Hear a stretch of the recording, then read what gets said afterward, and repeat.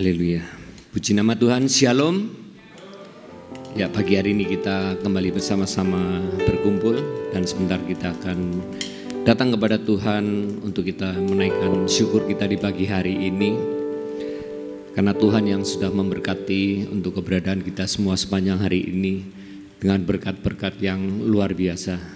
Saya percaya Bapak Ibu yang hadir pagi hari ini boleh merindukan akan hadiran dan lawatan Tuhan yang luar biasa yang akan kita nikmati bersama-sama pagi hari ini.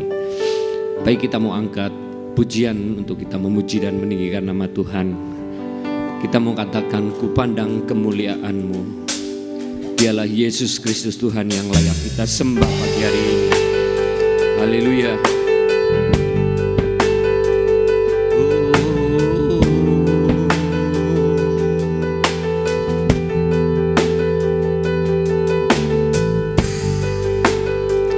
Kita mau bersama-sama agungkan nama Tuhan lebih lagi. Kita mau angkat bersama-sama pujian ini. Ku pandang kemuliaan-Mu, Imam besar maha agung. Kaulah pemilik hidupku, Yesus Kristus Tuhan. Mari katakan, sujud di depan tahta-Mu, sujud di depan tahta-Mu, taklukkan seluruh hidupku. Amin. Dalam tangan-Mu penebus, Yesus Kristus Tuhan.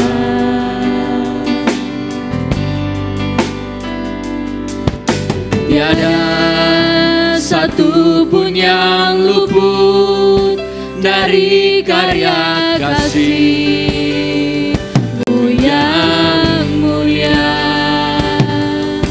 Bagi-Mu segala pujian, hormat, kemuliaan.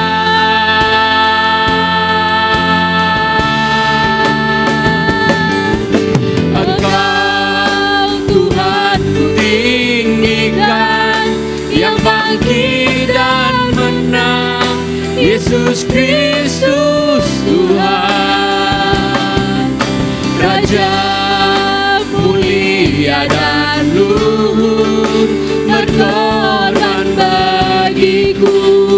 Maka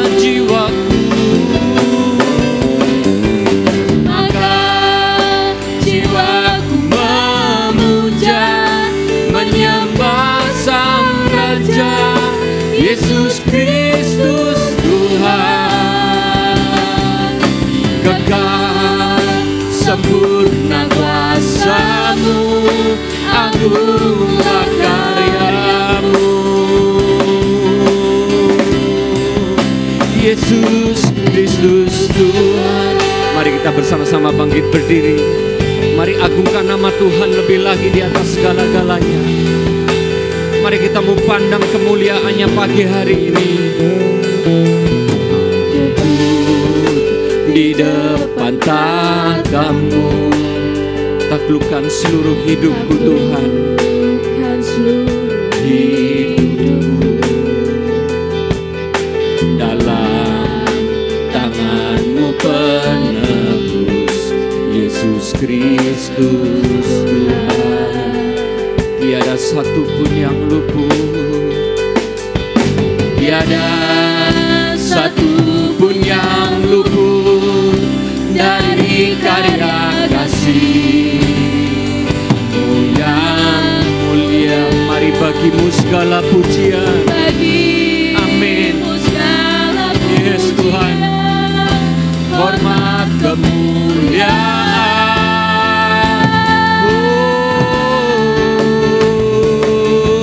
Engkau Tuhan ku tinggikan, yang bangkit dan menang, Yesus Kristus Tuhan. Dia Raja dan mulia, Raja mulia dan luhur,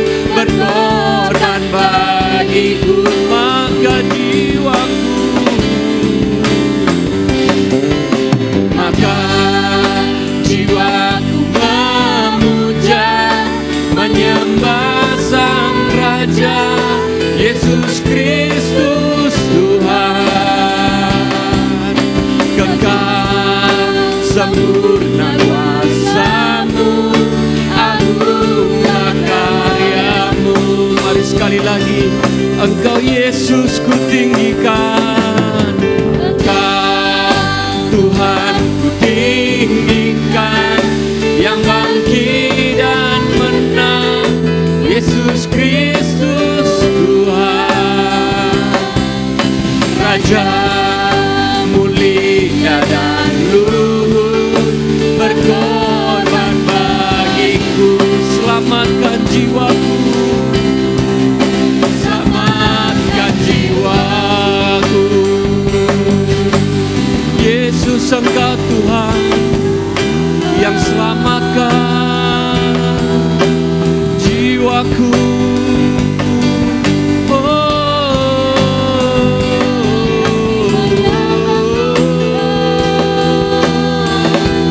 Bersama-sama memberikan pujian yang terbaik bagi Tuhan. Biar kami mau menyembah-Mu sepanjang hidup kami Tuhan. Sebab Engkau Tuhan yang layak kami sembah, sebab Engkau yang layak terima pujian. Sikira palabaya Engkau yang memberikan keselamatan dalam hidup kami. Ya, Engkau Tuhan yang menebus. Kiara balamaya sikiamu,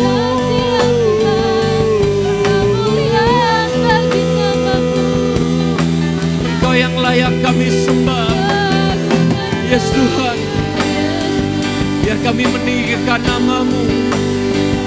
Urapan-Mu hadir di tempat ini, kuasa-Mu mampu menjamah, memberikan kelegaan dalam hidup kami.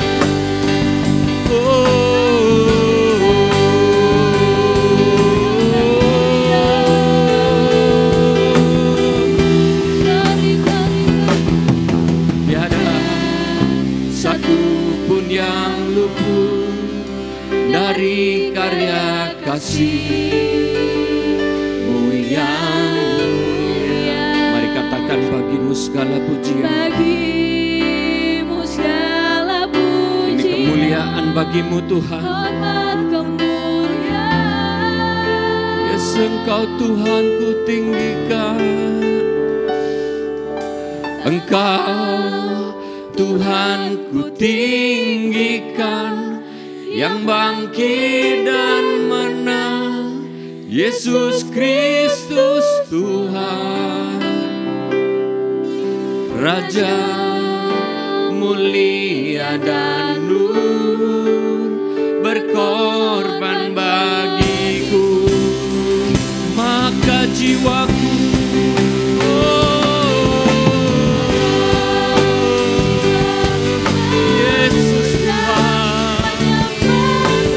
bagi kami.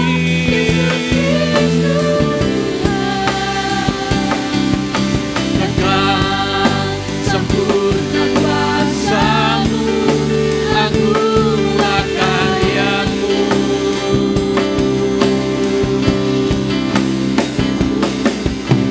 Engkau Tuhan ku tinggikan. Mari angkat suaramu di hadapan Tuhan bagi hari ini lebih lagi. Dialah Yesus Kristus Tuhan yang telah menebus dosa kita. Mulia dan luhur, berkorban bagimu.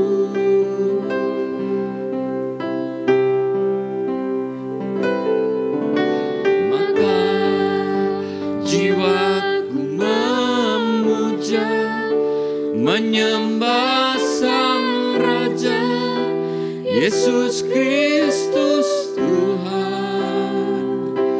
Engkau sempurna, Yes Tuhan, agunglah karya-Mu.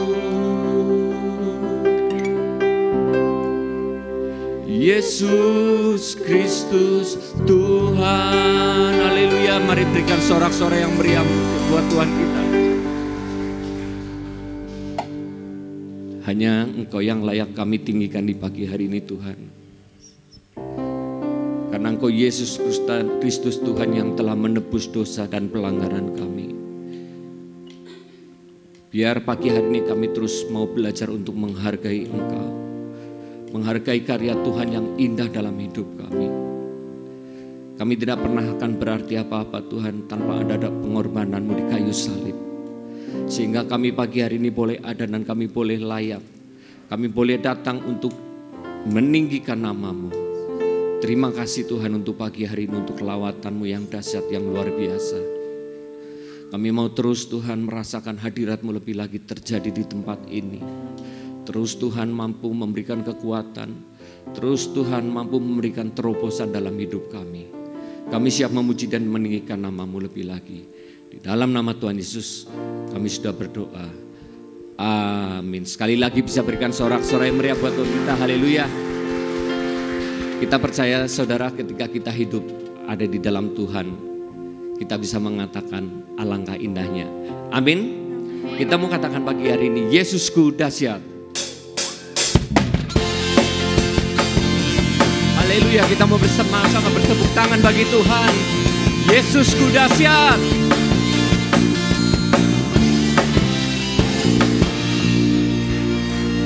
Alangkah Indahnya hidup di dalam Tuhan. Dia mencurahkan berkat yang melimpah. Katakan alangkah indahnya. Amin. Indahnya jalan bersama Tuhan. Dia memberikan kuasa untuk menang. Yesusku dahsyat, ku tak ragu kepadamu. Kau Tuhan yang setia di pihakku. Yesusku dahsyat, Yesusku dahsyat, tak terbendung kuasa-Mu. Kau yang terhebat, terbesar bagiku. Yesusku dahsyat, luar biasa. Mari bersama-sama bersorak lebih lagi bagi Tuhan. Haleluya.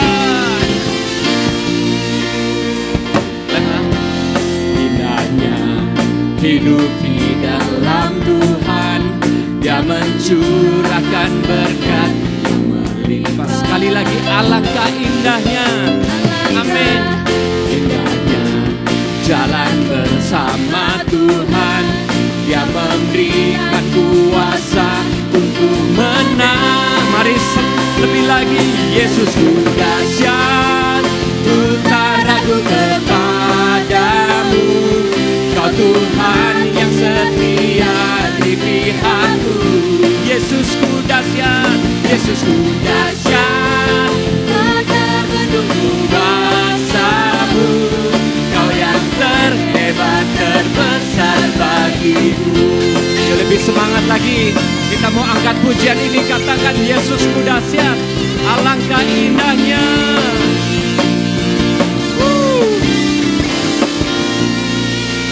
Alangkah indahnya hidup di dalam Tuhan. Dia mencurahkan apa saudara? Limpah. Alangkah indahnya jalan bersama Tuhan. Dia memberikan kuasa untuk menang. Lebih dahsyat lagi, Yesusku dahsyat, ku tak ragu kepadamu. Dia Tuhan, amin, di pihakku. Yesusku dahsyat, tak terbendung kuasa-Mu. Kau yang terhebat dan besar. Sekali lagi, Yesusku dahsyat, ku tak ragu kepadamu. Kau Tuhan yang setia di pihakku. Yesusku dahsyat, amin, tak terbendung kuasa-Mu. Kau yang terhebat dan besar bagiku. Mari bertepuk bersama-sama. Yesusku dahsyat, ku tak ragu kepadamu. Amin. Kau Tuhan yang setia Yes, di Lord. pihakku. Oh, Yesusku dahsyat, tak terbendung kuasa-Mu. Kau yang terhebat, terbesar. Sekali lagi, Yesusku, Yesusku dahsyat, ku tak ragu kepadamu.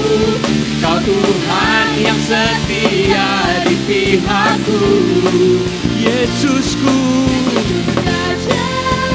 tak terbendung kuasa-Mu. Kau yang terhebat, terbesar bagiku. Mari katakan, Kau yang terhebat, terbesar. Kau yang terhebat, terbesar. Kau yang terhebat, terbesar bagiku. Haleluya. Yesusku dahsyat, amin.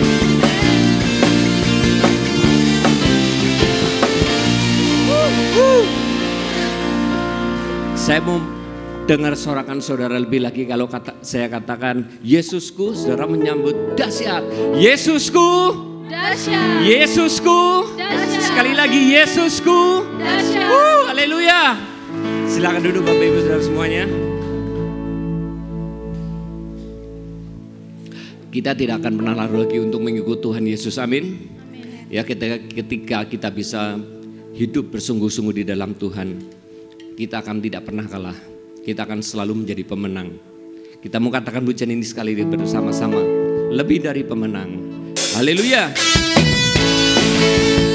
Kita mau tetap bersama-sama memuji Tuhan lebih dahsyat lagi.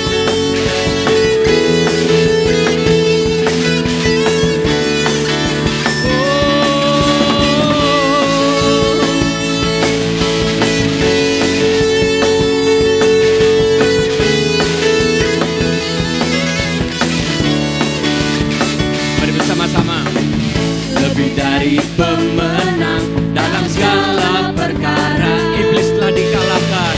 Iblis telah dikalahkan oleh kuasa darahnya. Jika Allah di pihak kita, siapa dapat melawan? Kita lebih dari pemenang. Sekali lagi, yo. Lebih dari pemenang dalam segala perkara. Dikalahkan, haleluya. Jika Allah di pihak kita, siapa dapat melawan? Kita lebih dari pemenang. Bersama-sama katakan haleluya. Mari bangkit berdiri saudara. Ibarkanlah panjinya, Yesus Raja segala raja. Haleluya, amin. Ini pujian kami Tuhan. Kami mau angkat lebih tinggi lagi di hadapan-Mu. Mari bersama-sama lebih dahsyat lagi. Kita mau katakan kita lebih dari pemenang pagi hari ini. Amin. Lebih dari pemenang dalam segala perkara. Iblis dikalahkan, iblis tak dikalahkan oleh kuasa darahnya. Jika Allah di pihak kita, siapa dapat melawan? Kita lebih dari bersama. Ayo lebih dahsyat lagi kita akan naikkan pujian. Ibarkanlah panjinya, Yesus Raja segala raja. Haleluya, bangkitlah gerejanya. Kita lebih dari pemenang. Sekali lagi haleluya, haleluya. Ibarkanlah panjinya,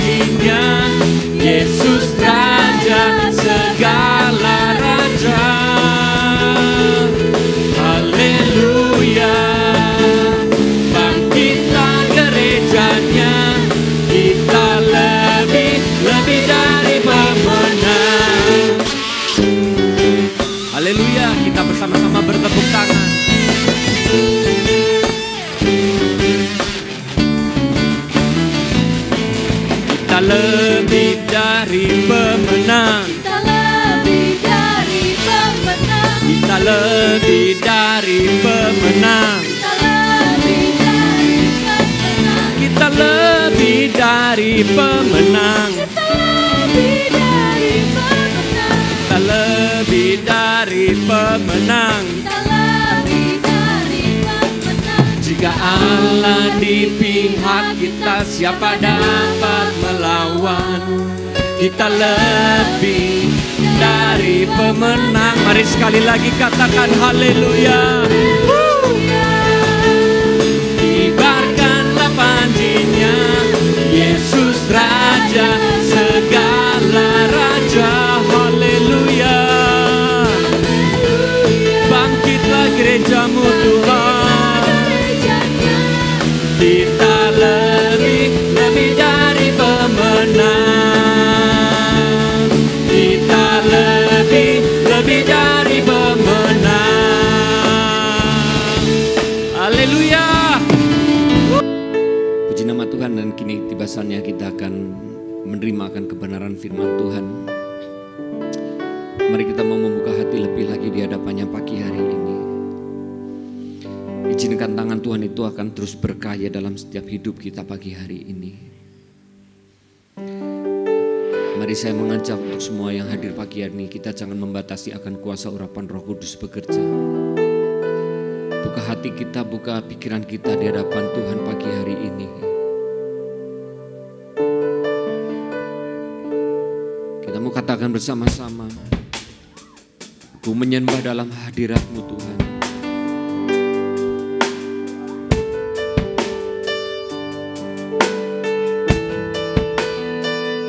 Haleluya.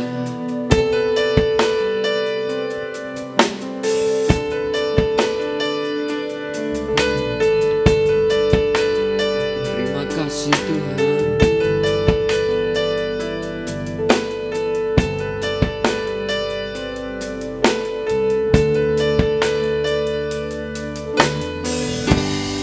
Ku menyembah dalam kudus hadirat-Mu, hampiri tahta kasih karunia-Mu Bapa. Mari katakan kekuatanku, kekuatanku hanya dalam hadirat-Mu, Yesusku. Hanya Kaulah segalanya. Mari sekali lagi, ku menyembah,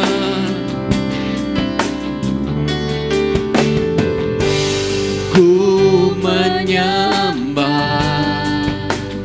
dalam kudus hadirat-Mu, hampiri tahta kasih karunia-Mu Bapa. Kekuatanku Tuhan,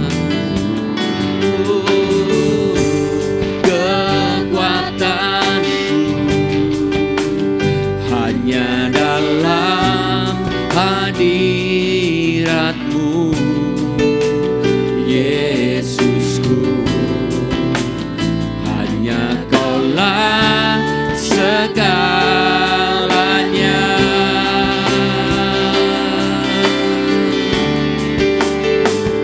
Ku yakin Kau hadir di sini.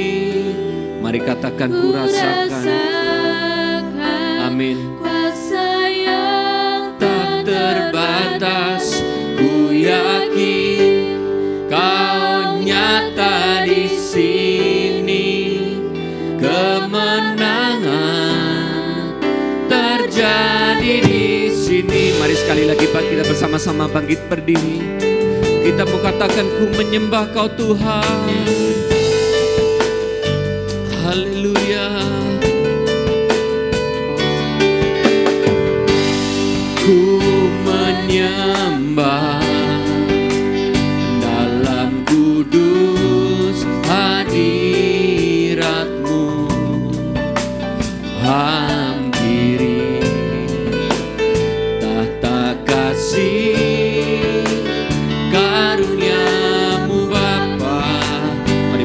Sama-sama katakan kekuatanku.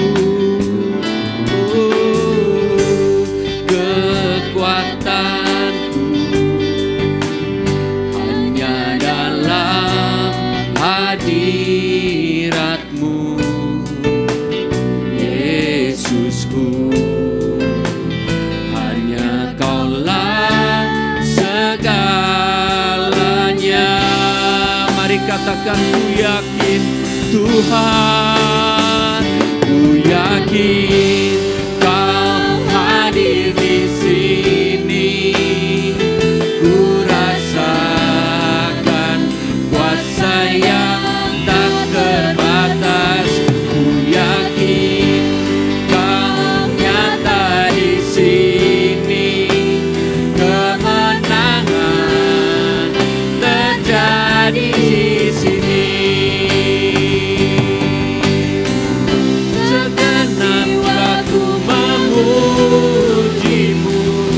Mari katakan, sungguh besar Kau Yesus.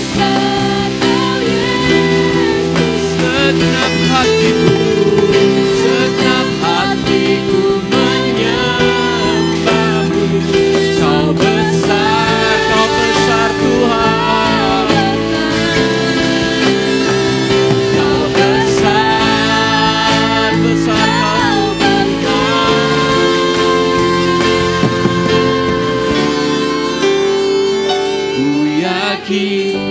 Saya serahkan pada Pak Arif. Mari angkat suaramu lebih lagi. Haleluya. Kuasa yang tak terbatas. Ku yakin Kau nyata di sini.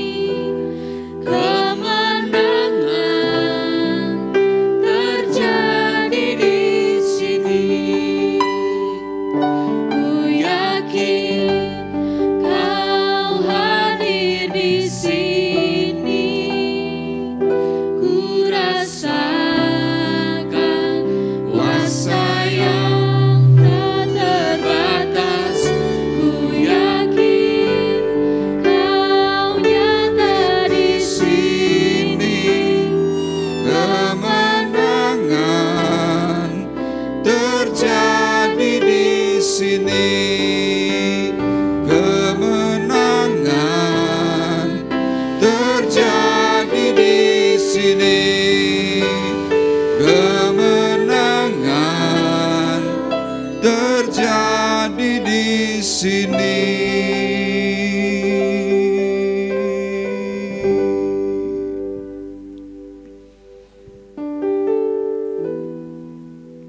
Kami mempercayai akan setiap perkataan Tuhan yang kami terima pagi hari ini, bahwa kemenangan besar itu sedang terjadi atas kami. Kami terus mau berpegang kepada setiap perkataan yang Tuhan janjikan. Biarlah melalui setiap pengajaran yang kami terima, dari hari ke hari, dari minggu ke minggu, membuat kami semakin memahami, kami semakin mengerti jalan perkara yang Tuhan nyatakan bagi kami. Dan hari ini Tuhan, kami mohon, berbicaralah kepada kami secara khusus, secara pribadi, agar kami kembali memperoleh kemenangan, pemulihan yang daripada Tuhan. Kami bersedia untuk menerima firman-Mu, membuka telinga jasmani dan rohani kami, dan berkat pengurapan Allah Roh Kudus yang menaungi, kami bisa dengan sukacita menerima setiap kebenaran yang Tuhan ajarkan. Terima kasih Bapa di surga, urapi hamba-Mu, urapi seluruh sidang jemaat-Mu yang hadir, dengan urapan dari tempat maha tinggi, Roh Kudus yang bekerja menaungi, sehingga kami mampu untuk menyimak, menelaah setiap apa yang Tuhan katakan. Terima kasih Bapa di surga, kami siap menyambut firman-Mu dengan ucapan syukur. Di dalam nama Tuhan Yesus Kristus kami sudah berdoa. Dan kita semua yang siap diberkati oleh Tuhan bersama-sama berkata, amin. Puji Tuhan, dipersilahkan duduk. Shalom. Baik, hari ini kita memasuki bulan yang baru, bulan Februari. Ya, tidak terasa selama tahun 2022 kita sudah bergerak lebih dari 30 hari. Nah, Bapak Ibu, minggu-minggu yang lalu kita sudah belajar tentang pengajaran firman. Minggu yang kedua atau yang ketiga, kita menerima satu tema, yaitu mengapa hidupmu mengalami kekalahan.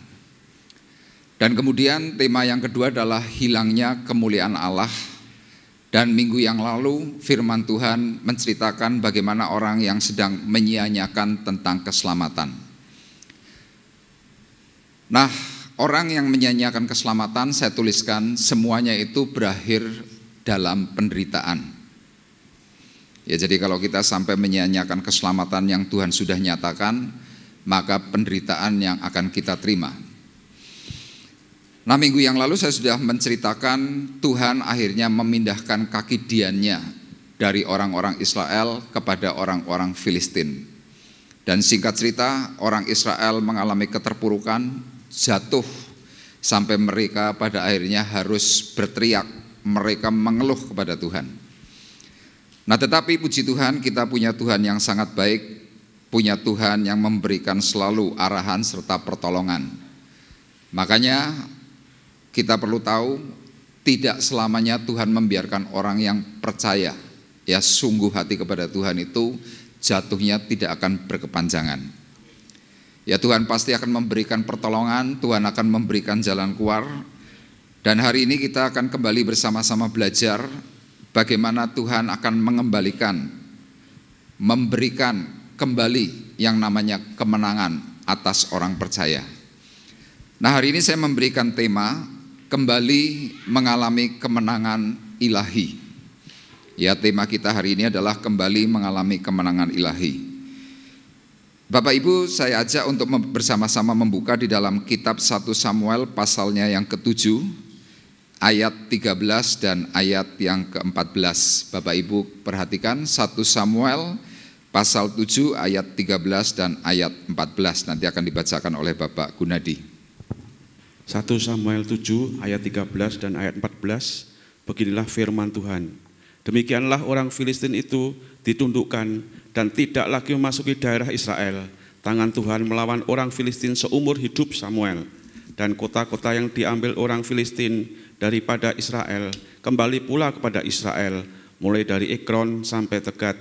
Dan orang Israel merebut daerah sekitarnya dari tangan orang Filistin. Antara orang Israel dan orang Amori ada damai. Amin. Nah, Bapak Ibu perhatikan di dalam ayat terakhir dikatakan antara orang Israel dan orang Amori ada damai.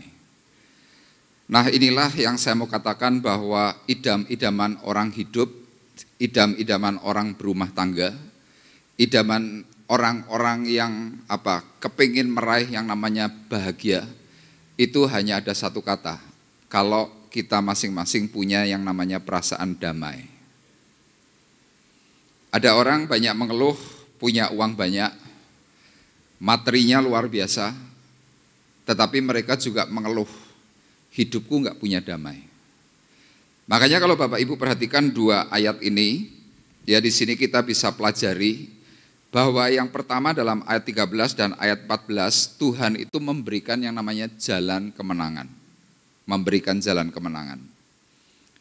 Tetapi Tuhan perlengkapi orang yang mengalami kemenangan dalam hal materi, Tuhan perlengkapi dengan kata-kata antara orang Israel dan orang Amori ada damai. Ini yang namanya bahagia lengkap. Makanya saya ulang perkataan firman Tuhan demikian. Demikianlah orang Filistin itu ditundukkan dan tidak lagi memasuki daerah Israel. Artinya apa? Tuhan itu sudah mulai memberikan pagar. Kalau dahulu Israel itu dikalahkan oleh Filistin, tetapi karena beberapa hal, akhirnya apa? Tuhan kembali beri yang namanya kemenangan. Nah, kemenangan awal Tuhan beri pagar untuk orang-orang Israel. Nah, secara khusus di sini dikatakan tangan Tuhan melawan orang Filistin seumur hidup Samuel. Kenapa kata ini dimunculkan? Karena apa? Di dalam pemerintahan Samuel sebagai seorang nabi, Samuel sebagai seorang hakim, Samuel itu memerintah dengan cara benar. Samuel itu orangnya disiplin, tidak sungkanan, dan Samuel itu menyuarakan suara Tuhan itu sepenuhnya. Makanya ayat ini berkata, tangan Tuhan melawan orang Filistin seumur hidup Samuel. Nah saudara, nanti bersama-sama belajar sesudah kitab Samuel, waktu Samuel mati, Israel kembali mengalami kegoncangan. Kenapa? Karena mereka tidak kembali disiplin. Mereka banyak melanggar. Makanya saudara boleh perhatikan, kita yang hidup tidak disiplin di dalam Tuhan, pasti ada saja masalahnya. Nah ayat 14 kemudian mengatakan, dan kota-kota yang diambil orang Filistin daripada Israel kembali. Tuhan kembalikan kepada Israel. Kalau dahulu Israel itu dijarah oleh Filistin habis-habisan, Tuhan kembalikan.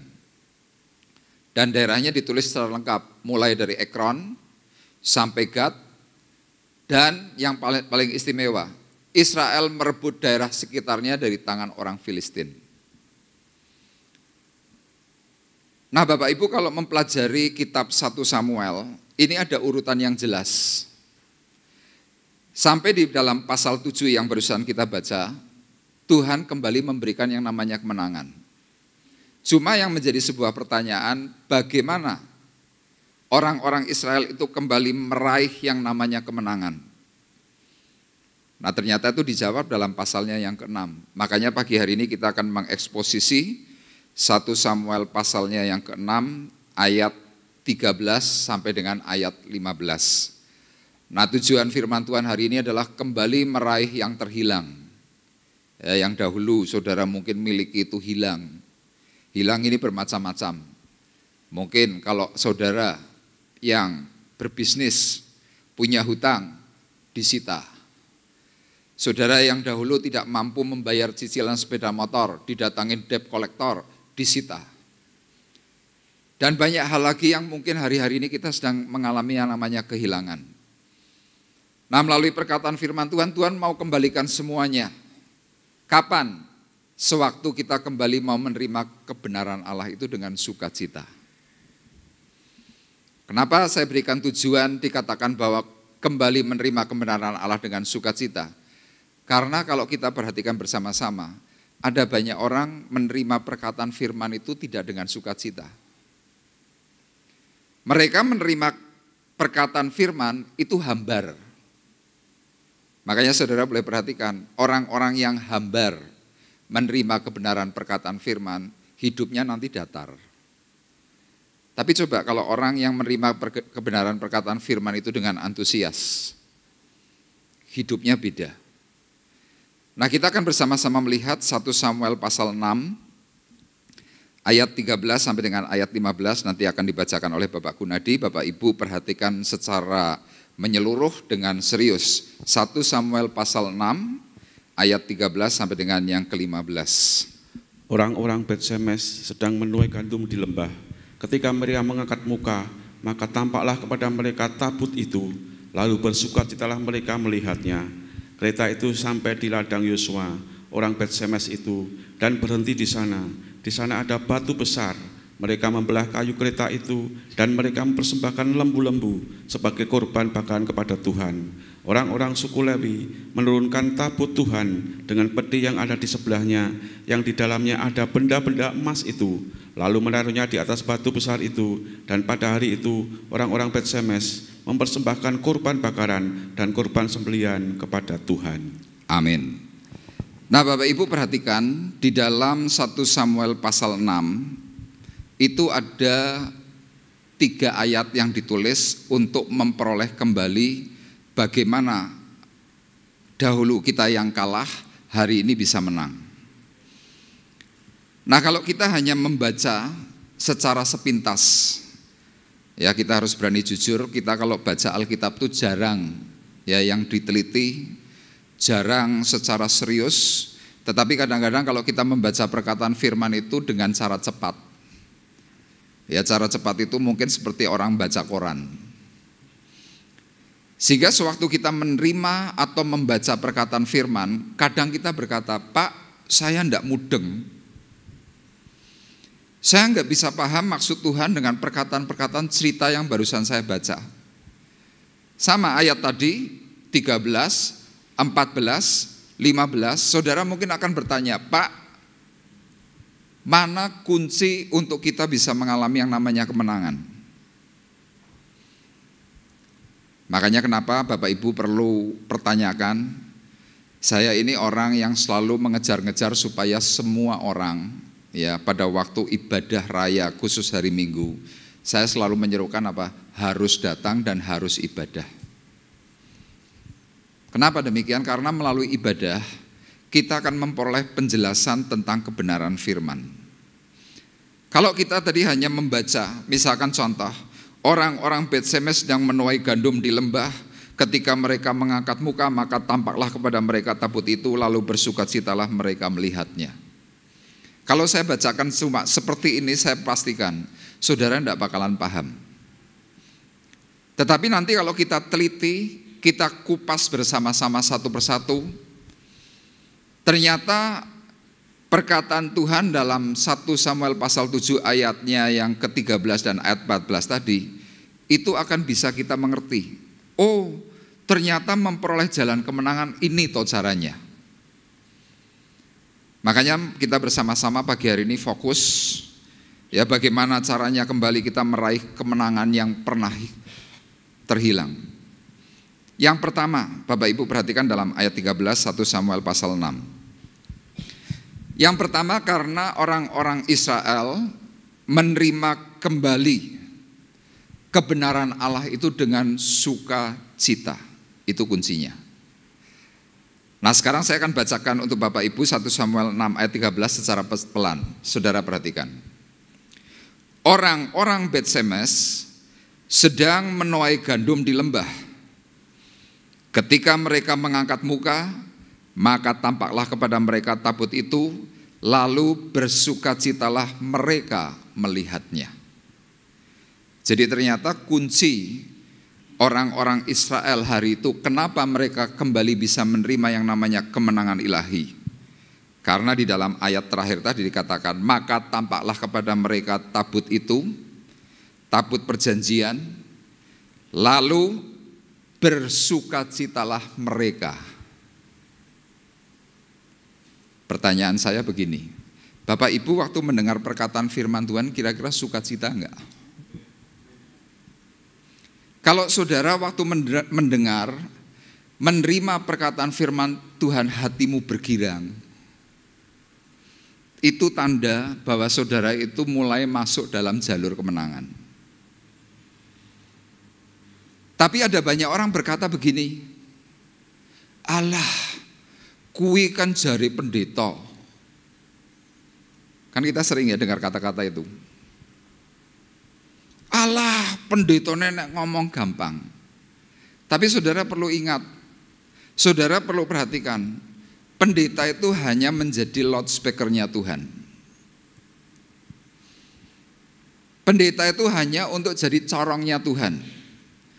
Jadi pendeta itu hanya menyuarakan apa yang Tuhan katakan melalui setiap detail perkataan firman. Nah, kalau saudara sedang mulai memberikan sebuah penilaian, wah sing ngomong pendeta nih. Nah, artinya apa? Saudara sedang tidak sukacita. Apalagi kalau seandainya saudara sedang tidak suka dengan pendetanya. Terus perkataan firman kira-kira bisa diterima dengan baik enggak? Saya katakan pasti firman itu tidak akan bisa diterima dengan baik. Kenapa? Karena sudah sebel terlebih dahulu. Sama, kenapa ayat firman Tuhan di sini dikatakan ketika mereka mengangkat muka, maka tampaklah kepada mereka tabut itu. Lalu bersukacitalah mereka melihatnya. Ayat ini sedang mau memberikan sebuah isyarat kepada kita. Dahulu orang-orang Israel, dahulu para imamnya Israel, kalau mendengar atau menerima perkataan firman Tuhan itu acuh tak acuh. Kenapa mereka acuh tak acuh? Karena mereka kelompok orang yang gila kerja. Makanya di sini saya tuliskan, dahulu Israel mengabaikan kebenaran Allah. Ada firman setiap hari. Mereka termasuk orang yang hidup dalam sistem agama, tetapi rohnya adalah roh agamawi. Jadi saudara bisa bedakan. Orang yang sungguh-sungguh hidup dalam Tuhan, menerima kebenaran Allah, tidak takluk dalam roh agamawi. Kenapa tidak takluk dalam roh agamawi? Ya, karena orang yang takluk kepada roh agamawi itu aturannya adalah aturan manusia, bukan aturan kebenaran Allah. Kenapa Israel sampai kalah? Kenapa Israel sampai terpuruk hidupnya? Takluk dalam roh agamawi. Kebenaran Allah itu dikesampingkan. Nah, mereka lebih mengutamakan kerja.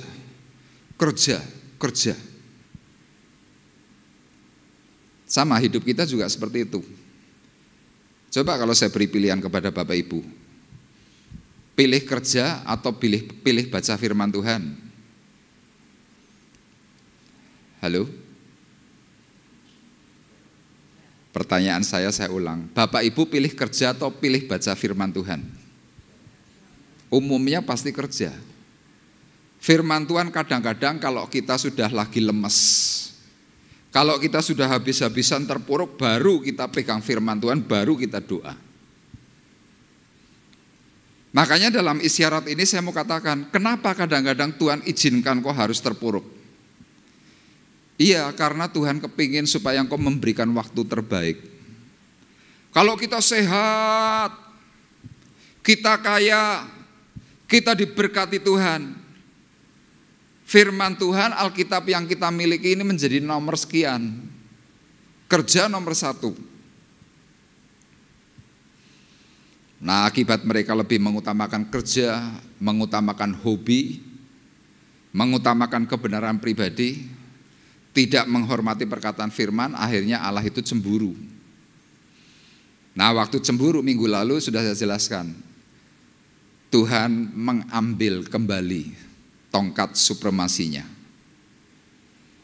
Kegagahan Allah atas bangsa Israel itu cabut. Kenapa? Karena menganggap remeh perkataan firman. Saudara mungkin akan berkata, Pak, saya enggak meremehkan firman loh. Tapi coba yuk kita bersama-sama evaluasi. Pernah enggak saudara mungkin memberi perkataan begini dalam waktu ibadah? Khotbahnya kesuwen. Tidak sadar itu adalah meremehkan firman. Nanti kalau khotbah pendetanya itu mungkin agak banyak cerita, saudara mulai lagi ngomong, khotbahnya bulet-bulet. Nah, itu isyarat lagi meremehkan firman. Nanti kalau pendetanya khotbahnya terlalu cepat, saudara juga ngomong, wah khotbahnya ora persiapan. Semuanya dicacat, semuanya dikomentari, semuanya dikomplain.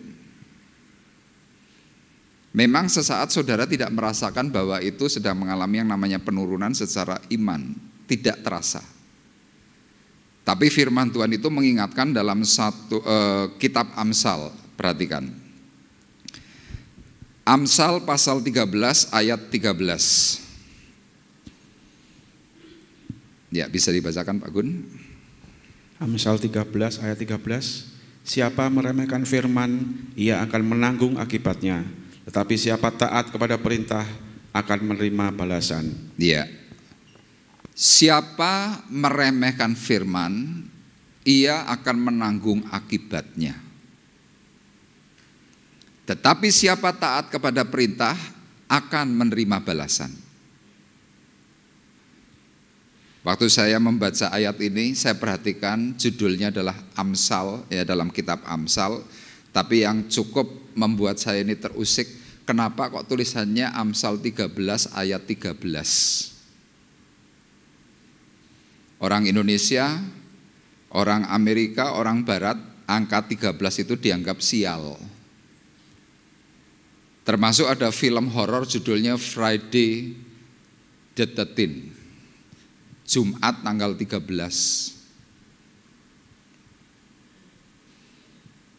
Firman ini saya katakan apa? Firman yang mengingatkan bahwa ada sesuatu yang cukup mengerikan kalau kita sampai tidak memberikan penghargaan, penghormatan khusus kepada perkataan firman. Makanya ayat ini sekali lagi berkata apa? Siapa meremehkan firman, ia akan menanggung akibatnya. Siapa orang yang meremehkan firman? Orang yang menganggap perkataan firman itu cuma liturgi. Sama dahulu saya sebelum bertobat, saya kalau dengar perkataan firman, perkataannya seperti itu tadi. Allah gue kan jari pendeta. Jadi pendeta ngomong apapun saya cuma ngomongnya begitu aja. Allah gue kan jari pendeta. Buktinya mana? Saya selalu begitu dahulu. Jadi status Kristen saya hari itu tidak memberikan dukungan hal yang benar tentang perkataan firman. Itu bertahun-tahun. Sama Bapak Ibu boleh cek, Bapak Ibu boleh evaluasi hidupmu. Kenapa hari ini ada problem? Dan saya berani pastikan di antara Bapak Ibu mungkin bertahun-tahun yang lalu pernah ditawari untuk datang mencari Tuhan, itu pasti pernah. Tapi kita selalu punya alasan yang baik. Alasannya apa?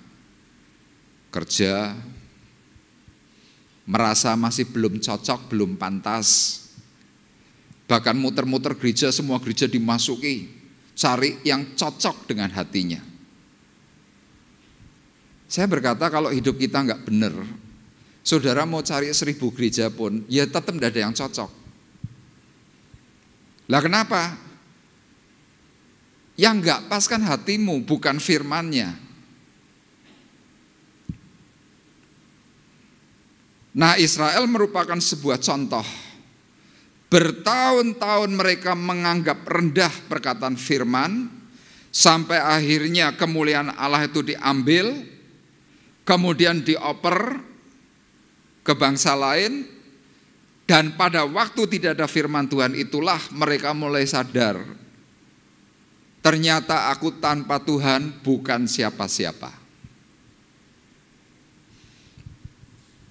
Makanya kalau Bapak Ibu kembali perhatikan di dalam 1 Samuel pasal 6 ayat 13. Ya, urutannya ini kembali jelas. Bapak Ibu kembali perhatikan. Orang-orang Bet-Semes sedang menuai gandum di lembah. Jadi ternyata apa? Meskipun pada zaman itu adalah zaman yang serba susah, mereka belum sungguh-sungguh mengutamakan firman, mereka lebih mengutamakan yang namanya kerja. Ayat ini kembali menyuarakan orang-orang Bet-Semes sedang menuai gandum di lembah. Ayat ini ada yang aneh buat saya. Dikatakan apa? Menuai gandum di lembah. Saya sempat berpikir kenapa ya ayat firman Tuhan ini kok tidak menulis menuai gandum di atas bukit, menuai gandum di atas gunung. Kenapa ditulisnya di lembah? Karena Tuhan juga sedang mau mengatakan kalau kita mau bersusah payah dengan kekuatan pribadi, kerja tanpa firman, hidupmu itu sebenarnya sedang ada di urutan yang paling bawah, di lembah. Nanti saya akan jelaskan, nanti Bapak Ibu akan mengerti tentang kolerasinya hubungan perkataan ini. Dan mungkin bagi Bapak Ibu yang cukup jeli dengan perkataan firman, Bapak Ibu akan berkata, Pak, itu kan orang-orang Bet-Semes, bukan Israel. Tapi Bapak Ibu perlu ketahui, Bet-Semes adalah kotanya orang Israel.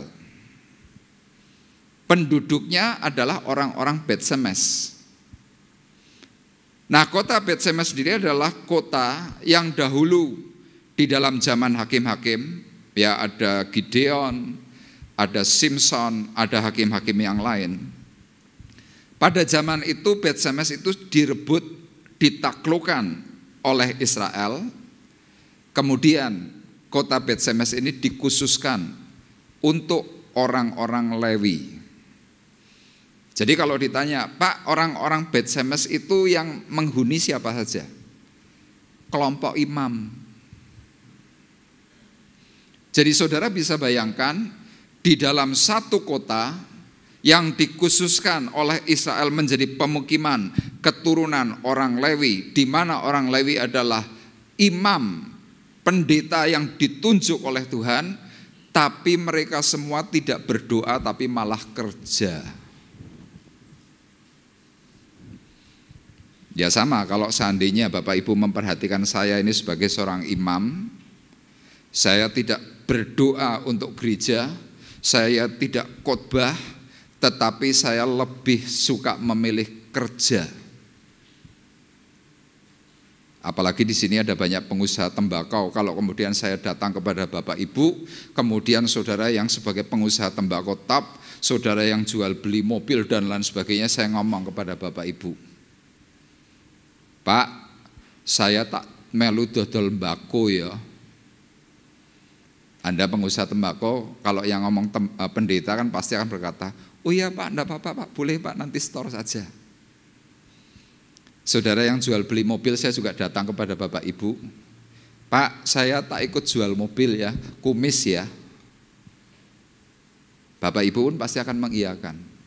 Tapi pertanyaan saya begini, kalau pendeta itu kira-kira yang difokuskan kerja daripada memimpin gereja, daripada memimpin ibadah, pertanyaan saya, saudara setuju?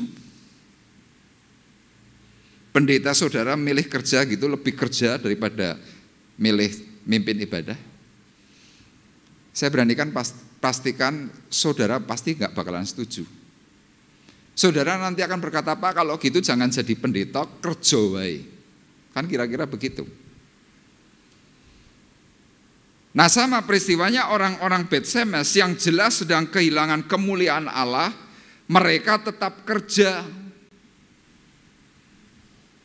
Mereka tidak berdoa. Termasuk dalam waktu kematian Tuhan Yesus, di dalam Yohanes pasal 18, 19, 20, 21, di situ diceritakan sesudah Yesus mati, para murid secara khusus dituliskan Simon Petrus dan rekan-rekannya yang lain kembali ke hidupnya yang lama. Apa itu? Kerja jadi nelayan. Padahal Tuhan sudah memberikan pengajaran itu kuat. Tapi lihat, ada masalah bukannya berdoa, tetapi milih kerja. Saudara mungkin akan tanya, loh Pak, kerja salahnya di mana? Saya berkata kerja itu enggak salah, nanti saya akan jelaskan. Tapi karena akibat lebih mengutamakan pekerjaan daripada Tuhan, maka Israel itu tumbang. Puji Tuhan, ayat ini kemudian memberikan sebuah cerita. Sewaktu mereka sedang kerja, kemudian mereka melihat waktu mereka mendangak, wih, tabut perjanjian dikembalikan. Kira-kira gitu. Mereka tinggalkan kerjaan, mereka datang menyambut tabut Allah. Kira-kira gini, ekspresinya gini, waktu mereka melihat tabut Allah. Hore! Kalau zaman sebelumnya gimana? Ada tabut Tuhan, mereka ora urusan. Kenapa? Hidupnya makmur. Tapi lihat dalam waktu mereka terpuruk, mereka kerja, waktu ada tabut Allah lewat di depan mereka. Mereka tinggalkan pekerjaan, mereka menyambut tabut perjanjian itu dengan sukacita.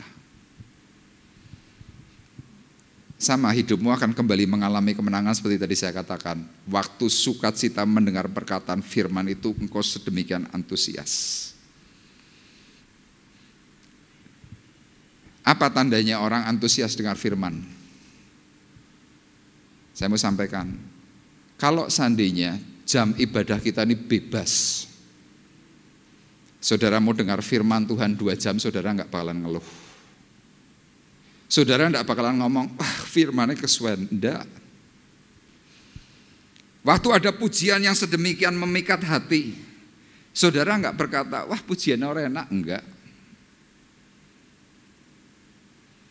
Tapi waktu kita ini sedang mulai meremehkan firman, kita dengar perkataan firman, kita mulai berkata kesuwen, itu tanda hatimu sedang tidak menyambut kebenaran Allah itu dengan antusias. Lah terus gimana? Oh, itu pilihan.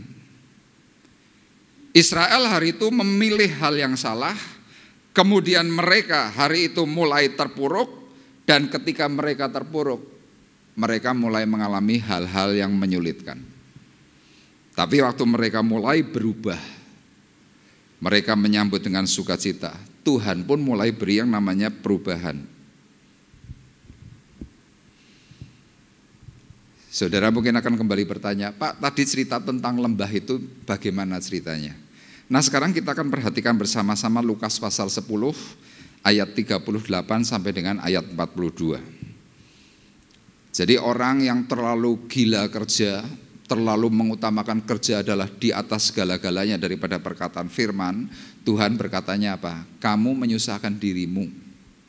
Kita lihat, saya akan bacakan. Lukas 10 ayat 38 sampai 42. Ketika Yesus dan murid-muridnya dalam perjalanan, tibalah ia di sebuah kampung.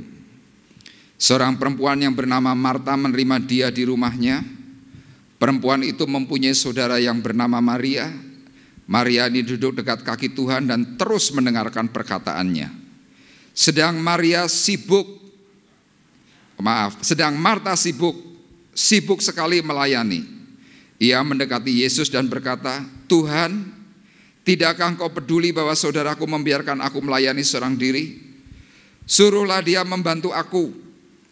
Tetapi Tuhan menjawabnya, Marta, Marta, engkau khawatir dan menyusahkan diri dengan banyak perkara. Tetapi hanya satu saja yang perlu. Maria telah memilih bagian yang terbaik yang tidak akan diambil daripadanya. Orang kalau dengar firman, Tuhan berkatanya apa? Maria mengambil bagian yang terbaik. Dalam bahasa Inggris kata terbaik ini bukan memakai kata good, tidak. Tetapi memakai kata best. Makanya kita pernah mungkin melihat ada judul film Best of the Best. Terbaik dari yang paling baik. Jadi orang kalau mau dengar firman itu dengan serius, dengan antusias, dengan sukacita. Tuhan berkatanya apa? Orang itu telah memilih bagian yang paling baik yang tidak akan pernah diambil. Artinya apa? Firman Tuhan itu tidak akan pernah kembali secara sia-sia. Dalam Alkitab bahasa Indonesia masa kini dikatakan, padahal yang paling penting hanya satu. Tuhan mengatakan begitu. Jadi dalam hidup, paling penting itu hanya satu. Apa itu? Terima perkataan firman. Loh Pak, kalau cuma terima perkataan firman berarti nggak usah kerja. Tidak begitu. Firman Tuhan itu sebagai landasan hidup. Pekerjaan adalah penopang, penunjang. Makanya Rasul Paulus pernah berkata dalam surat Tesalonika, ora et labora, berdoa dan bekerja. Ora itu doa, labora dari kata labor, buruh itu artinya kerja. Jadi hidup manusia yang benar gimana? Ora et labora, doa tanpa kerja salah, kerja tanpa doa tambah salah. Makanya Rasul Paulus pernah berkata dalam surat Tesalonika, Kalau kamu tidak bekerja, jangan makan. Jadi hari itu di orang-orang Tesalonika pernah terjadi peristiwa itu. Mereka nggak mau kerja. Mereka banyak doa. Loh kenapa? Menanti datangnya hari Tuhan. Nggak ada yang mau kerja. Rasul Paulus negur, kamu kalau nggak kerja nggak usah makan. Israel hari itu bertanya, lah terus yang benar gimana? Ora et labora. Sama hari itu Tuhan berkata, waktu menerima perkataan Marta yang terus komplain, ayat 41 tadi berkata, Tuhan menjawabnya, Marta, Marta, engkau khawatir dan menyusahkan diri dengan banyak perkara. Makanya Bapak Ibu lihat, kalau saudara kekurangan perkataan firman, yang ada cuma kerja, yang muncul apa? Takut, khawatir, bingung. Loh padahal kan pekerjaanmu sudah menghasilkan uang banyak, tapi kenapa kok hidupmu takut? Kenapa hidupmu penuh dengan kekhawatiran? Kenapa hidupmu merasa resah? Kenapa merasa gelisah? Iya, karena rohmu lapar. Tubuh jasmanimu penuh dengan yang namanya apa? Materi. Kekayaan jasmani itu ya, tapi rohmu lapar. Akibatnya apa? Takut. Israel hari itu bisa kembali mengalami yang namanya kemenangan besar karena mereka bisa menerima perkataan firman itu dengan senang. Senang mereka. Akhirnya dipulihkan. Itu yang pertama. Kemudian hal yang kedua, bagaimana caranya kembali meraih kemenangan yang ilahi? Dalam ayat yang ke-14 dari 1 Samuel pasal 6 dikatakan demikian. Kereta itu sampai ke ladang Yosua, orang Bet-Semes itu, dan berhenti di sana. Di sana ada batu besar. Mereka membelah kayu kereta itu dan mereka mempersembahkan lembu-lembu sebagai korban bakaran kepada Tuhan. Sama ayat ini kan ada yang aneh. Mereka membelah kayu kereta itu. Aneh ya. Kereta kok dibelah kayunya untuk dijadikan kayu bakar. Mau ambil kayu bakar yang lain kan bisa harusnya. Tapi ternyata ayat firman Tuhan ini juga memberikan sebuah isyarat. Artinya apa isyaratnya? Orang Israel di kota Bet-Semes, orang Lewi, para imam itu di kota Bet-Semes, waktu mulai melihat tabut perjanjian dikembalikan oleh orang Filistin ke Bet-Semes, mereka sadar. Apa sadarnya? Oh Tuhan mau tolong hidupku. Nah waktu mereka tuh menyadari, mereka ambil sebuah komitmen. Apa itu? Kembali mengandalkan Tuhan. Lupa ayatnya mana kembali mengandalkan Tuhan? Ini tadi ayatnya. Dikatakan sekali lagi, mereka membelah kayu kereta itu.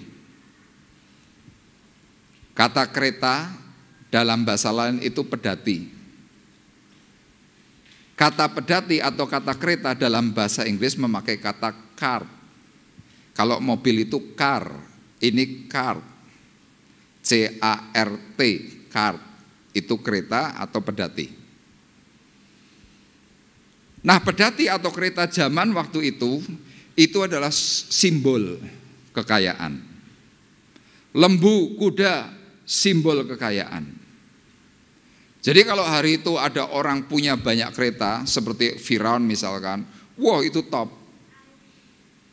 Kudanya banyak, lembunya banyak, ontanya banyak, wah mereka tuh kaya. Nah hari itu Israel yang mulai sadar diri.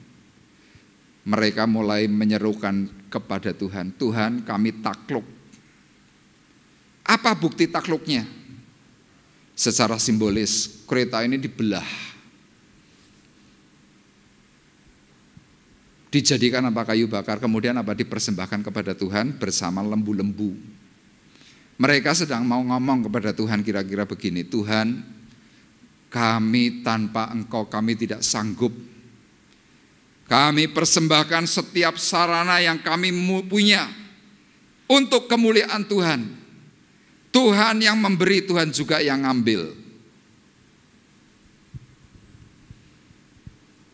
Sama dalam hidup kita kalau kita kembali ingin dipulihkan. Hari ini engkau bukan orang yang mungkin habis-habisan. Tapi cobalah mulai berpikir bahwa kekayaan yang kau terima, kekayaan yang aku terima, itu semuanya berasal dari Tuhan. Jadi kalau kita sudah diberi sarana oleh Tuhan, termasuk saya punya sarana diberi oleh Tuhan, mobil Innova. Mobil itu untuk apa? Saya pakai untuk melayani. Kalau ada orang nunut, ya ayo bareng-bareng. Pelayanan, ayo bareng-bareng. Mau dipakai silahkan, boleh. Termasuk mobil gereja.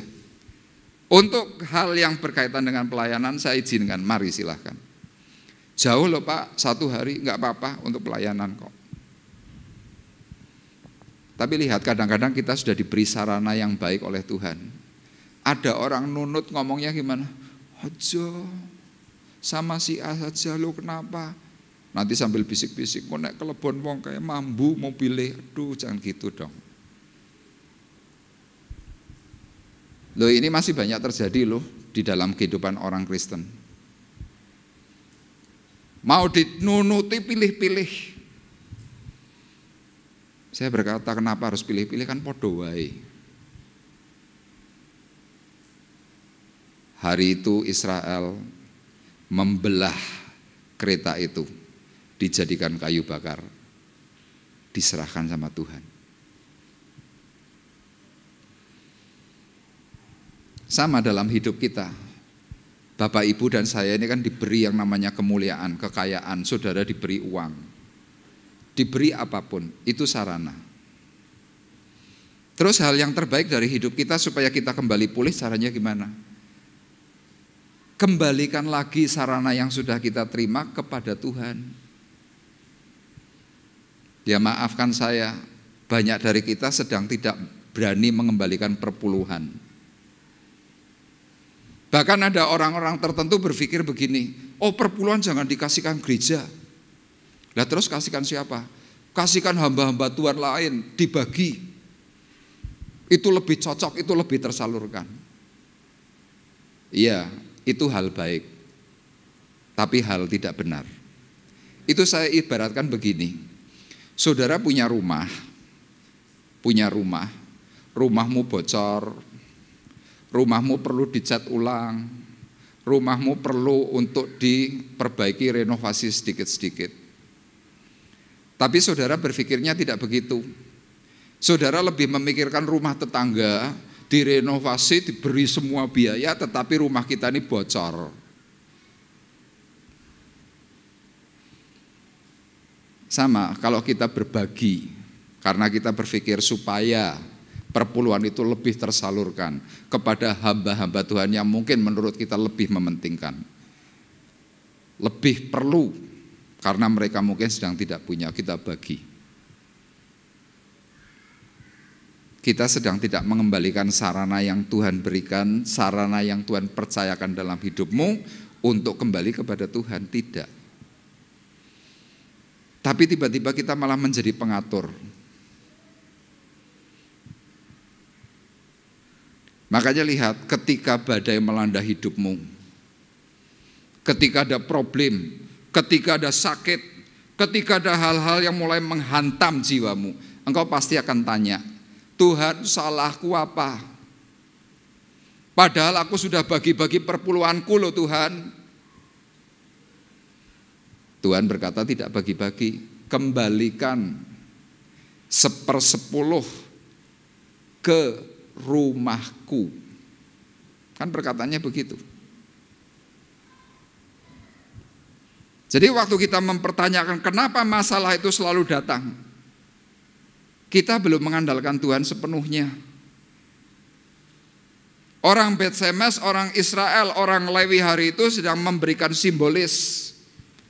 Tuhan ini tak belah, Tuhan ini lembuku tak persembahkan. Tapi begitu kita salah jalur, masalah datang kembali menghantam. Sekarang kita lihat dalam kitab Hagai pasal 1 ayat 5, ayat 6 dan ayat 9. Kita perhatikan bersama-sama, saya akan bacakan Hagai 1 ayat 5, ayat 6 dan ayat 9. Ini pertanyaan orang yang sedang bermasalah kenapa? Ini jawaban Tuhan. Oleh sebab itu beginilah firman Tuhan semesta alam, perhatikanlah keadaanmu. Ya, jadi waktu kita kena masalah, Tuhan ngomong perhatikan keadaanmu, evaluasi hidupmu. Kamu menabur banyak, tetapi membawa pulang hasil sedikit. Kamu makan tetapi tidak sampai kenyang, kamu minum tetapi tidak sampai puas, kamu berpakaian tetapi badanmu tidak sampai panas. Dan orang yang bekerja untuk upah, ia bekerja untuk upah yang ditaruh dalam pundi-pundi yang berlubang. Jadi Bapak Ibu lihat, kalau kita ini kerja menurut standar kita, menurut aturan kita, mengabaikan perkataan-perkataan Tuhan, mengabaikan tentang rumah Tuhan, Tuhan berkata apa? Ia bekerja untuk upah yang ditaruh dalam pundi-pundi yang berlubang. Orang Jawa bilang ini yang namanya kantong bolong. Masalah ada terus, problem terus menghantam. Kantongmu bolong terus. Padahal ayat ini berkata apa? Kamu menabur banyak, tetapi membawa pulang hasil sedikit. Kerjanya mati-matian, ngoyo setengah mati. Tapi hasilnya kok sedikit, kenapa ya?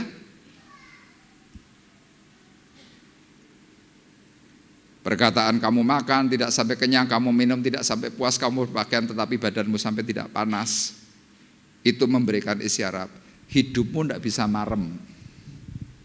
Oh no way. Ada saja. Nanti masalah ini selesai timbul masalah lain. Keluarga baik tiba-tiba anak masalah. Anaknya baik, bapaknya problem. Bapaknya baik, ibunya problem.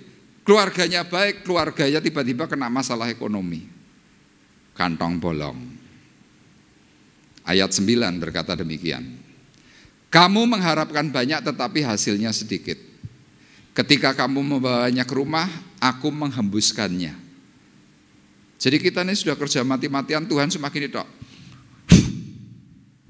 buyar.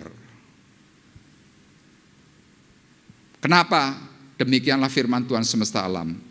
Oleh karena rumahku yang tetap menjadi reruntuhan, sedang kamu masing-masing sibuk dengan urusan rumahmu sendiri.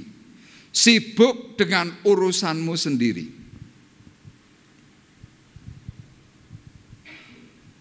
Loh, padahal yang namanya gereja itu bisa disebut gereja karena ada saudara dan saya. Kalau saudara dan saya tidak ada di dalam satu lingkup gedung gereja itu namanya bukan gereja. Jadi Bapak Ibu perlu sadari, kita ini adalah orang-orang yang bersatu, orang yang dipilih oleh Tuhan. Sekumpulan orang percaya disebut eklesia, eklesia disebut dengan nama gereja. Tapi kalau kita sudah sampai tidak peduli dengan hal yang namanya rumah Allah, Tuhan akan kembali mempertanyakan hidupmu. Waktu Tuhan kembali mempertanyakan hidupmu, engkau pun pasti akan tanya, Tuhan salahku apa? Itu tadi dalam kitab Hagai Tuhan sudah memberikan jawaban. Orang-orang Lewi, orang-orang Bet Semes, orang Israel sadar yang terbaik persembahkan segala sesuatu untuk Tuhan. Amin.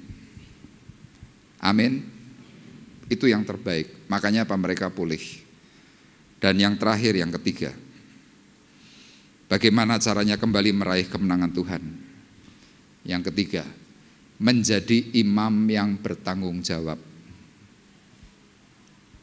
Menjadi imam yang bertanggung jawab.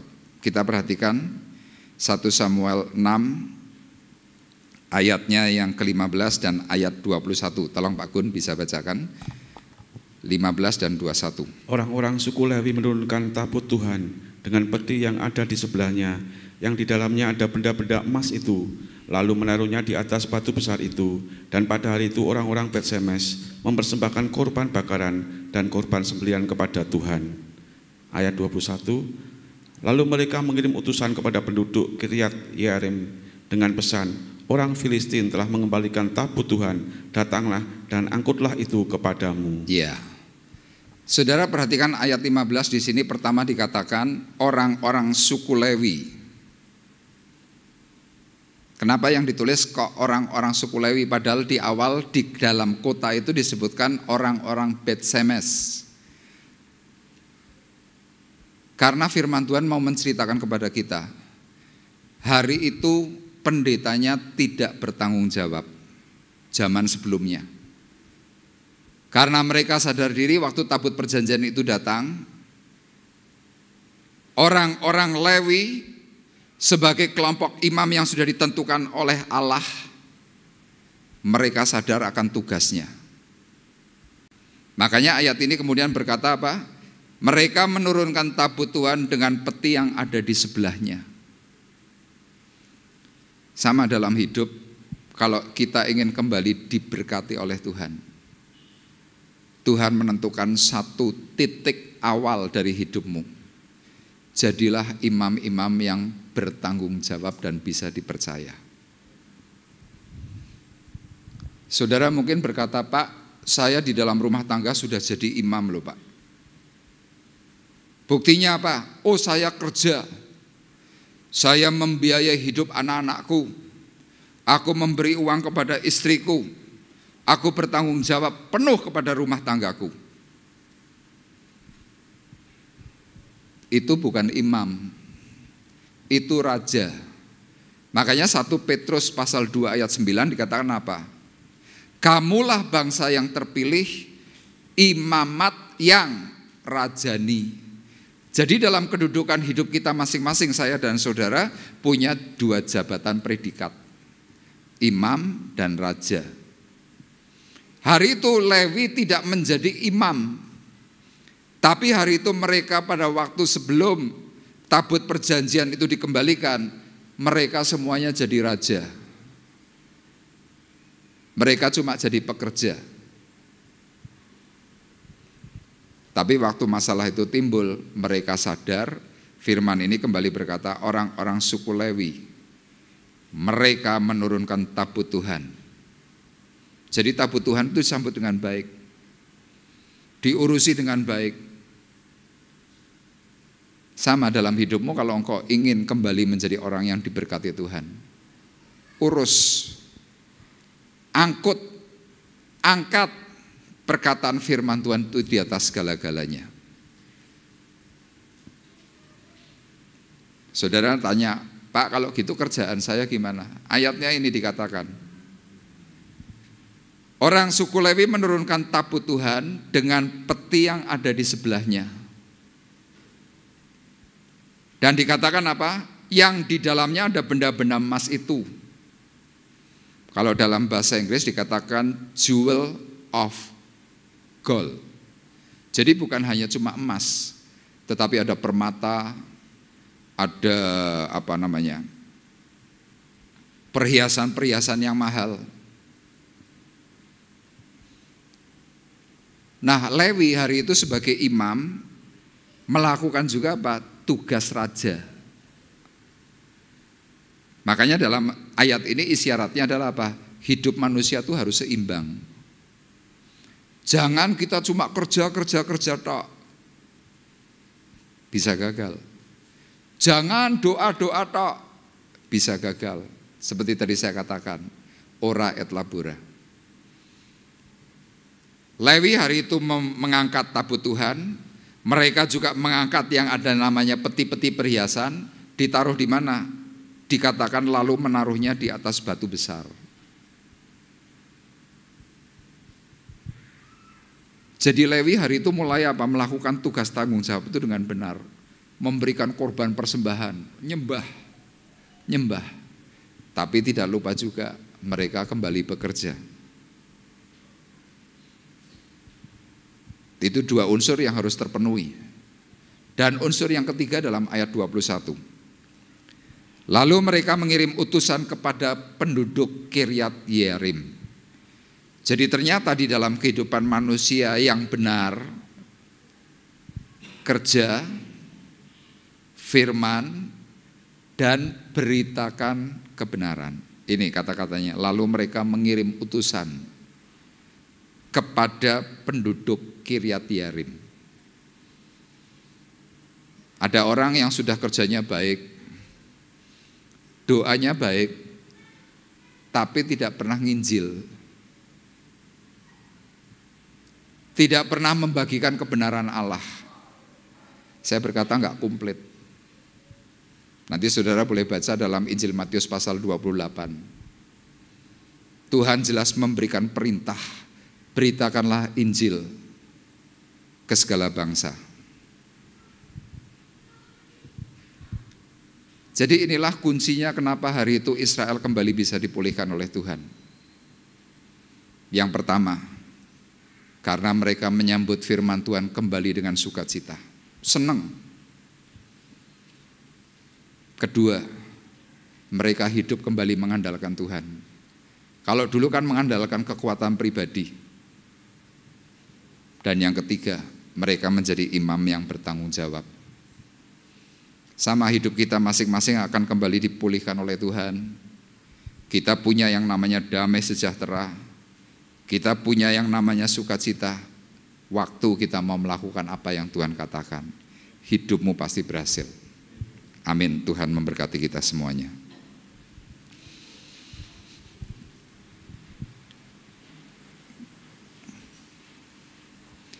Kita akan menaikkan pujian dan kita juga sebentar akan menerima roti dan anggur perjamuan.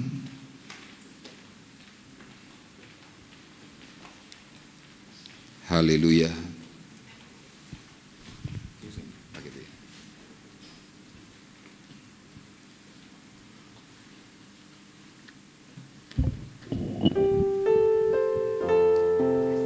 Mari bersama-sama kita persiapkan hati kita. Untuk sebentar saya dan saudara menerima roti dan anggur perjamuan kudus.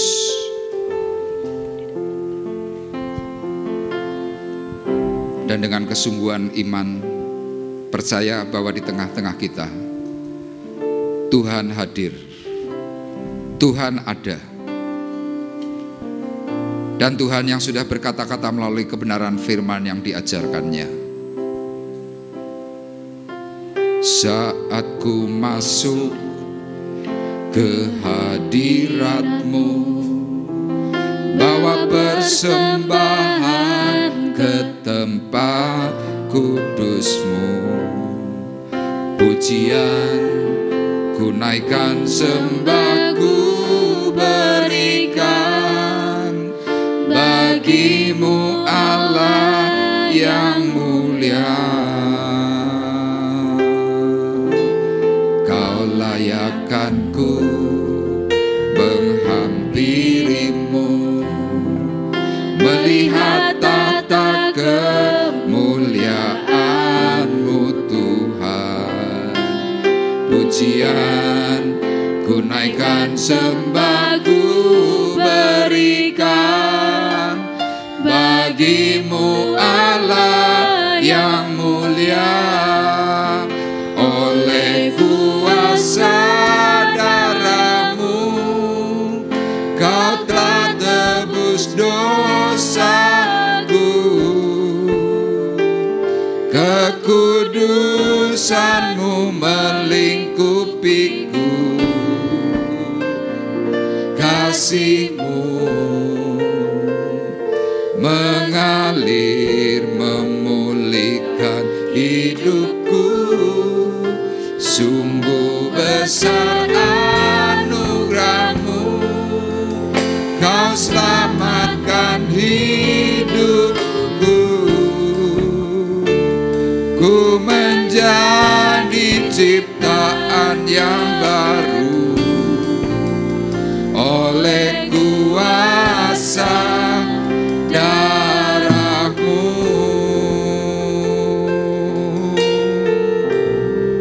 Mari kembali kita katakan, saat ku masuk ke hadirat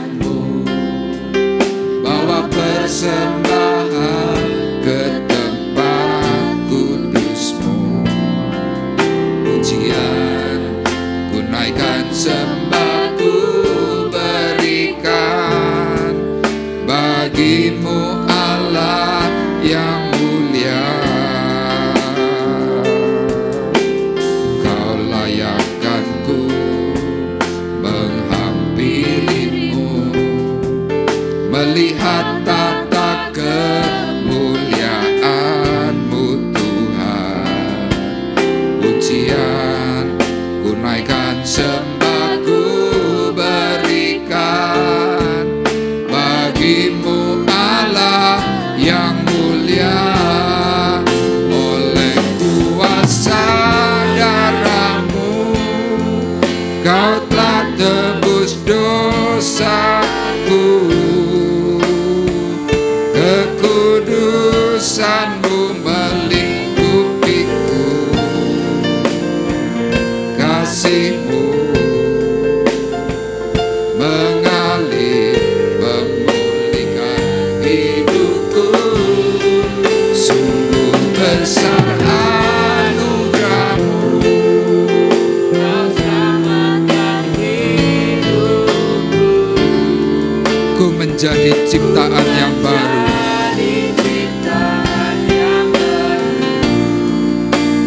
oleh kuasa darah-Mu.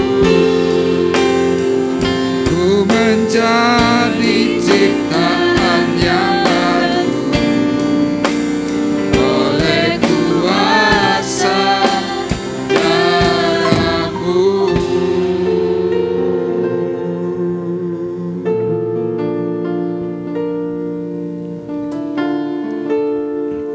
Kita sebentar bersama-sama akan menerima roti dan anggur perjamuan.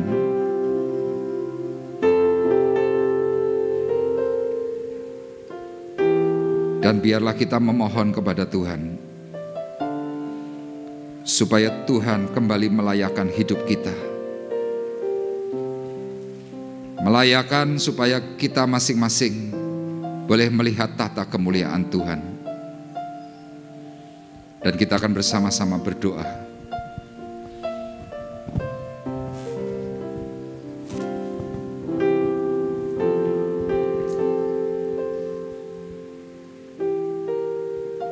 Kami disadarkan dan kami diingatkan oleh Tuhan bahwa hidup kami tanpa Tuhan, hidup yang tidak mempunyai kekuatan. Dan hari ini kami kembali melihat kemuliaan Tuhan itu hadir di tengah-tengah kami.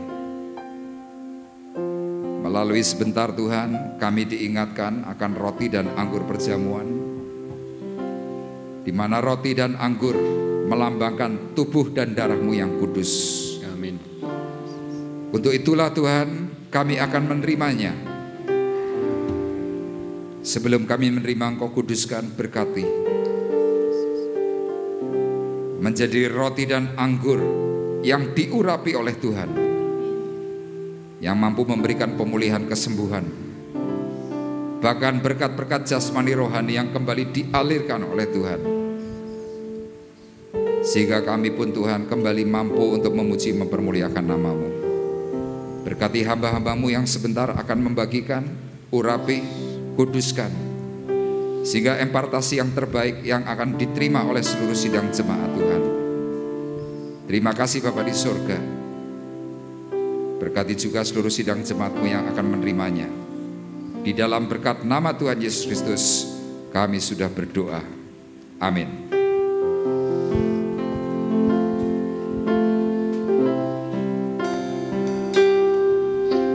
Saat ku masuk ke hadirat-Mu, bawa persembahan ke tempat kudus-Mu, pujian ku naikkan, sembah ku berikan bagimu Allah yang mulia. Kau layakkan ku menghampirimu, melihat tata kemuliaan-Mu Tuhan. Pujian ku naikkan, sembah ku berikan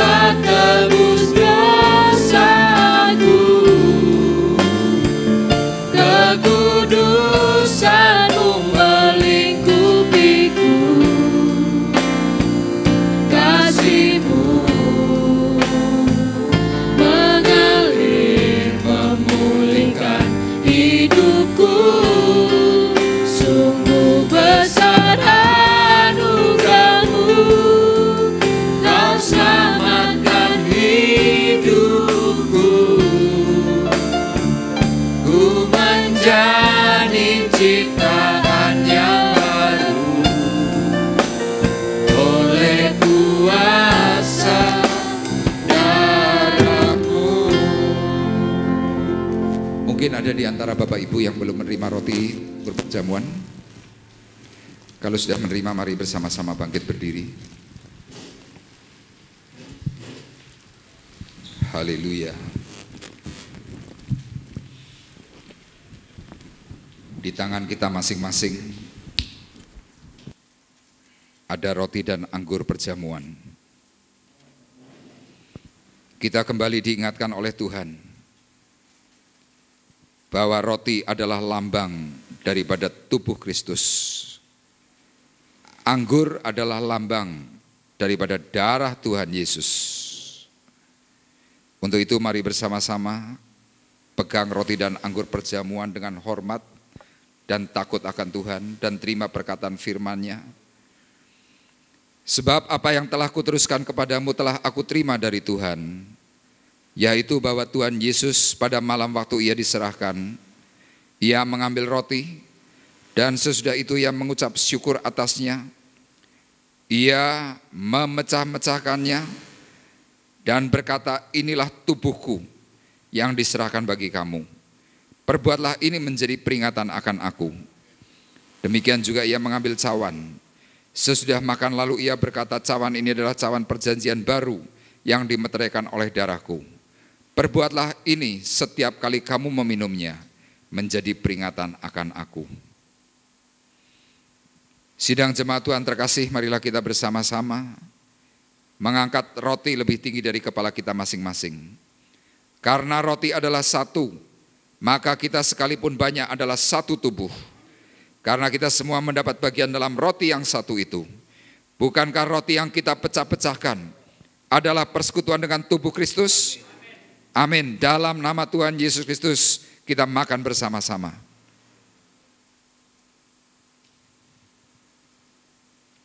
Haleluya, terima kasih Tuhan. Dan marilah kita bersama-sama mengangkat cawan berkat lebih tinggi dari kepala kita masing-masing. Dan terima perkataan firman-Nya. Bukankah cawan pengucapan syukur yang atasnya kita ucapkan syukur adalah persekutuan dengan darah Kristus? Amin. Dalam nama Tuhan Yesus Kristus kita minum bersama-sama.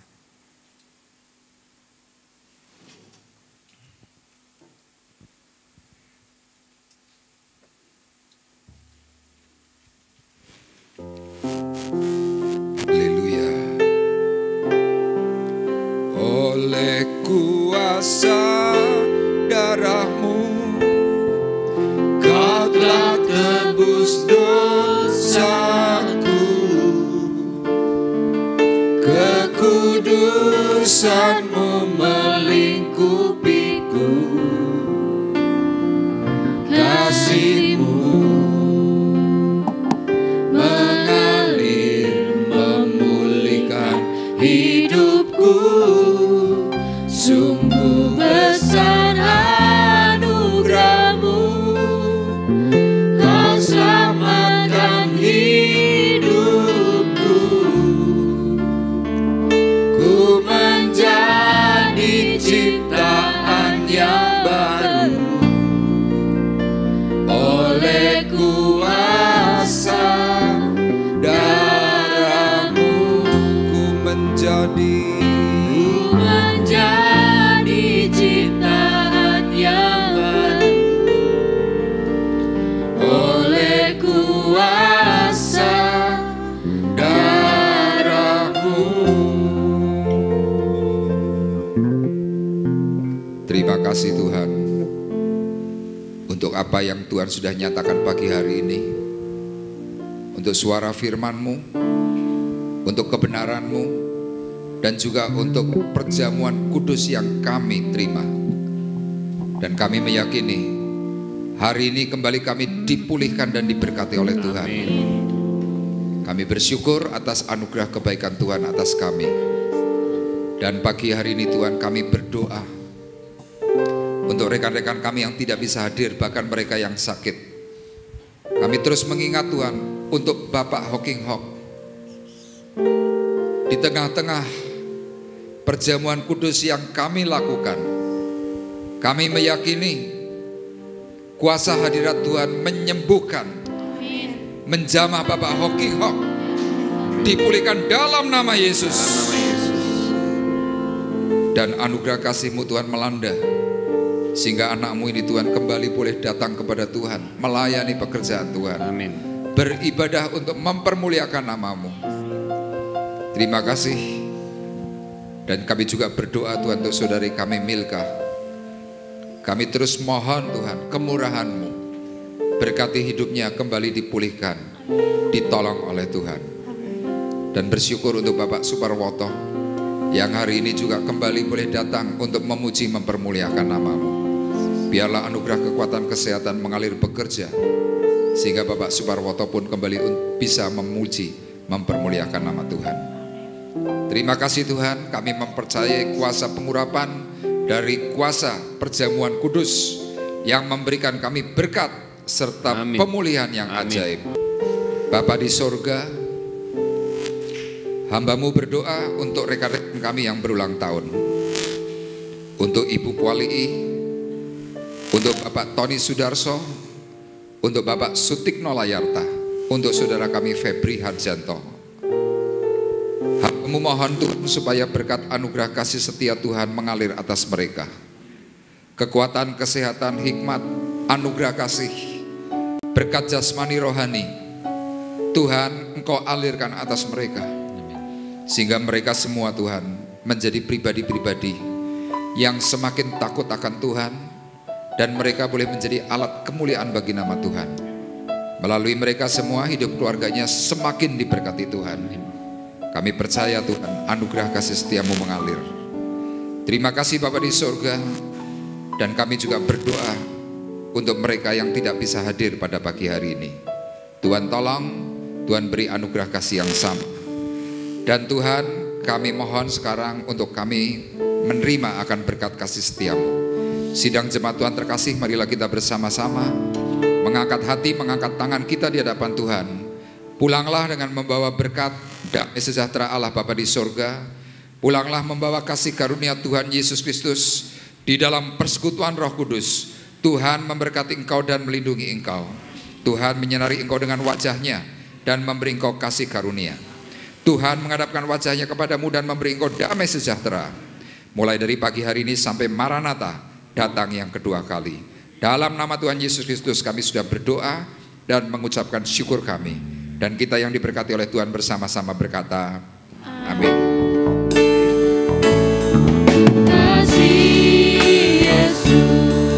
Terima kasih. Terima kasih Yesus, ku beri syukur hanya